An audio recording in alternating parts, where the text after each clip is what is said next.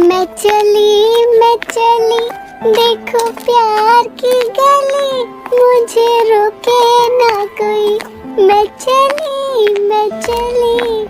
अरे यार, एकदम से इतनी जोर का टॉयलेट क्यों लग रहा है मुझे? अब यहाँ टॉयलेट कहाँ होगा? वो रहा, जाकर हल्की होके आ जाती हूँ।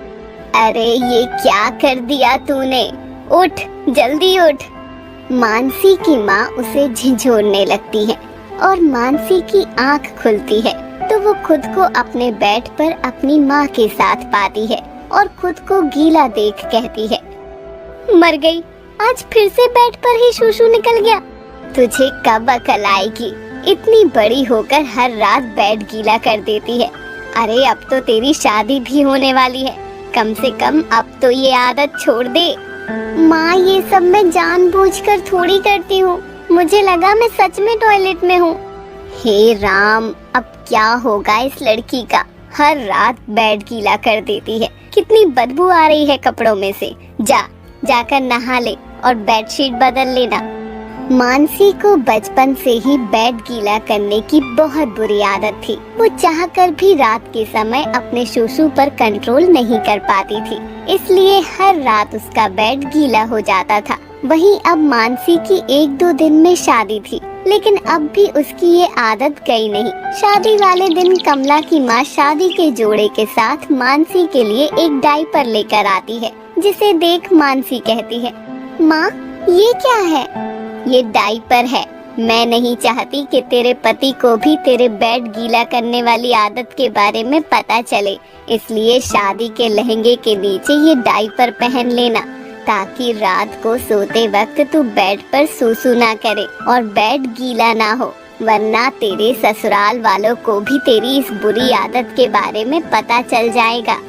ठीक है माँ, मैं ये डायपर पहन लेती हूँ।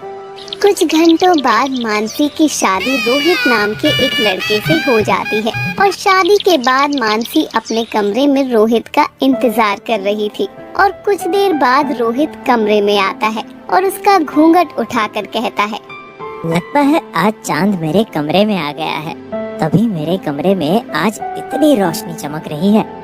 लेकिन मुझे तो कहीं चांद नहीं दिख रहा है।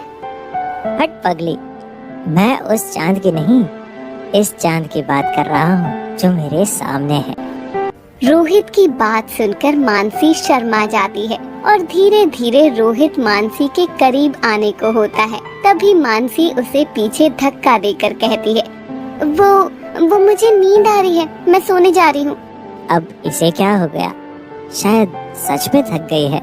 इतना कहकर दोनों सो जाते हैं और फिर से मानसी को वही सपना आता है जो उसे हर रात बेड गीला करने से पहले आता था। और जैसे ही वो टॉयलेट करने जाती है तो कहती है, आज तो मैंने डायपर पहना है, आज बेड गीला होने की कोई चिंता ही नहीं, आज तो जी भर के टॉयलेट करूंगी। इतना कहकर मानसी सुकून से डायपर में टॉयलेट करके चैन की नींद सो जाती है। अगली सुबह जब वो उठती है तो देखती है उसका डायपर लीक हो गया था, जिससे बिस्तर गीला हो जाता है और मानसी कहती है, हे भगवान, डायपर पहनने के बाद भी बेड गीला हो गया, अब क्या करूं?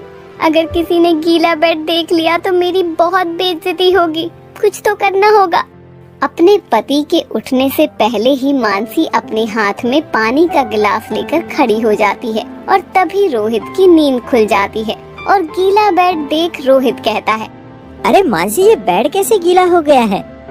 वो रोहित जी, मैं पानी पी रही थी और पानी पीते समय थोड़ा बेड पर पानी गिर गया, माफ करना, मैं अभी साफ कर देती हूँ। अच्छा, कोई बात नहीं, ये बाद में साफ हो जाएगा, तुम जाकर फ्रेश हो जाओ। ठीक है रोहित जी। बच गई, रोहित जी को कुछ पता नहीं चला। इतना कहकर अब मानसी फ्रेश होने चली जाती है और अपने डायपर को बाथरूम की खिड़की से बाहर फेंक देती है। ऐसे ही हर दिन मानसी अपनी सूसू करने की आदत को छिपाने के लिए हर रात डायपर पहना करती थी। एक दिन जब रोहित अलमारी में कुछ ढूंढ रहा था, तब उसे वहाँ कुछ डायपर रखे हुए दिखाई देते हैं, जिन्हें देख वो मानसी से कहता है, अरे मानसी, ये डायपर यहाँ क्या कर रहा है? हमारे घर में तो कोई भी बच्चा नहीं है। अब क्या करूँ, कुछ बहाना तो बनाना ही पड़ेगा। जी ये डायपर मैंने अपने होने वाले बच्चों के लिए ला कर रखे हैं। अगर आगे जाकर डायपर के दाम बढ़ गए तो ये डायपर हमारे बच्चों के काम आएंगे। मानसी, बच्चे होने में अभी बहुत समय है। हाँ मुझे पता है, पर मुझे लगा अभी लेकर रख लेती हूँ। इस बार मानसी अपने डायपर पहनने के राज को छिपाने के लिए बहाना कर देती है। यही कुछ दिन और बीत जाते हैं और अब जो डायपर मानसी के पास थे वो खत्म होने को थे। उसके पास बस एक ही डायपर बचा था और उसी दिन उसकी ननद शिवानी घर आ जाती है।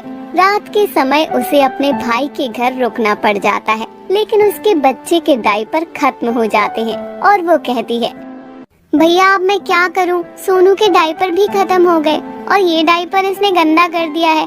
कहीं रात में भी ये बिस्तर गंदा ना कर दे। अरे तो दिक्कत किस बात की है? तुम्हारी भाभी ने अपने होने वाले बच्चों के लिए डायपर अभी से ले रखा है अलमारी में। अभी तो हमारे बच्चे नहीं हैं, तो वो डायपर तुम सोनू के लिए निकाल लो। ये तो बहुत अच्छा हुआ, मैं अभी लेकर आती हूँ। इतना कहकर अब शिवानी मानसी के कमरे में जाकर वो आखिरी डायपर निकाल कर ले आती है और कहती है, ये डायपर कुछ ज्यादा बड़ा नहीं है। अरे मैं भी ना, अभी भाभी के बच्चे नहीं है ना, तो उन्हें अंदाजा नहीं होगा कि बच्चों के लिए इतने बड़े डायपर नहीं लेते।